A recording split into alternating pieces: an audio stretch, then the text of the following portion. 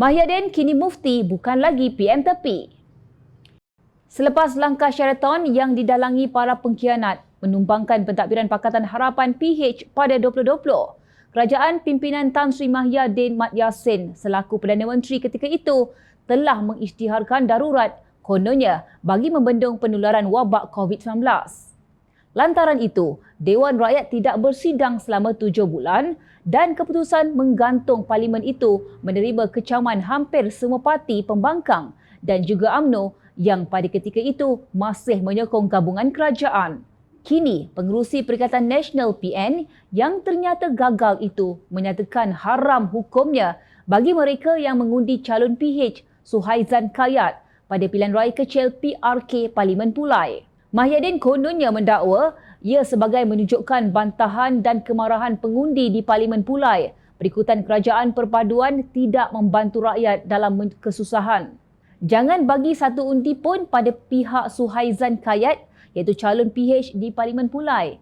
Bekas Speaker Dun Johor, jangan bagi satu undi pun. Saya bagi hukum haram. Ada yang esok mencabar saya ni. Ikut fatwa mana?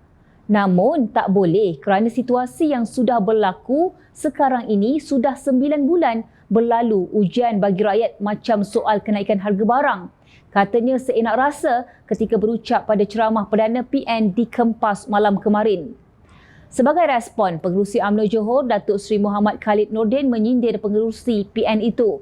Wah, dialah orang politik, dialah mufti. Lain kali Malaysia bukan saja tak payah pilihan raya, tak payah panggil parlimen bersidang, katanya pada hantaran di media sosial.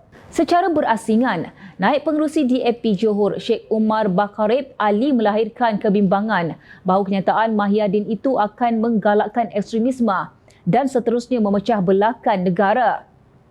Beliau juga berkata fatwa Mahyadin itu bertentangan dengan titah yang di-Pertuan Agong yang menyeru agar politik dijauhkan daripada agama. Terdahulu, Pengerusi Barisan Nasional BN, Datuk Seri Dr. Ahmad Zahid Hamidi dipetik Berita Harian berkata, fatwa Mahyadin hanyalah sekadar kenyataan politik semata-mata. Ada seorang yang bukan ulama telah mula keluarkan fatwa politik. Kononnya, undi Suhaizan Kayat haram.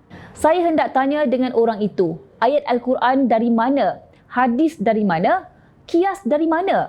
Pandangan ijma' ulama dari mana? Soalnya lagi.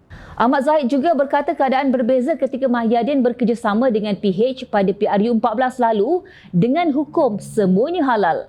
Apabila tidak sealiran dengan PH, keluarlah fatwa yang pelbagai, katanya yang juga timbalan Perdana Menteri. Kata Zahid, rakyat Johor khususnya pengundi Parlimen Pulai dan Dun Simpang Jeram perlukan kestabilan. Rakyat Johor lebih matang. Apapun propaganda muslihat yang mahu menggunakan rakyat untuk perjuangkan mereka, tetapi yang dilakukan adalah sebaliknya. Pengundi Parlimen Pulai dan Dun Simpang Jeram terus istiqomah memilih wakil rakyat dari kerajaan perpaduan terbaik, katanya. Justru bapa perutusan khas itu diingatkan agar tidak mempermainkan soal hukum halal haram dalam kempen pilihan rayanya supaya pengundi menolak calon PH. Ketua Pemuda UMNO Dr. Akmal Saleh berkata, ini kerana setiap pernyataan dan ucapan yang keluar dari mulut Mahyadin yang juga bekas Perdana Menteri akan memberi kesan terhadap pemikiran rakyat. Hukum dah jatuh halal haram ini bagi saya perkara yang tidak boleh dibiarkan sebab bila jatuh haram, ini fatwa. Beliau ini pemimpin, ada yang cakap ia sekadar cakap-cakap, tetapi Mahyadin ini pemimpin dan mantan Perdana Menteri, jadi sudah tentulah rakyat akan terkesan dengan setiap baik-baik kata yang dikeluarkan oleh pemimpin, katanya dalam kenyataan. Sesungguhnya perbuatan Mahyadin yang telah memfatwakan hukum haram untuk mengundi bekas Speaker Dun Johor itu adalah tidak wajar. Rakyat berhak untuk mengundi calon mana yang menjadi pilihan mereka dan begitulah sebaliknya. Tetapi apabila disebut haram, sokong Suhaizan, ia dianggap sangat tidak sesuai kerana kita seolah-olah mempermainkan hukum Allah. Tidaklah wajar untuk sewenang-wenangnya menghukum sedemikian hanya untuk seteru politik. Mungkin juga Mahyadin kini lebih berminat untuk menjadi mufti dan bukan lagi berminat untuk menjadi PM tepi. Atau mungkin fatwa ini dikeluarkan setelah mendapat ijma' ulama.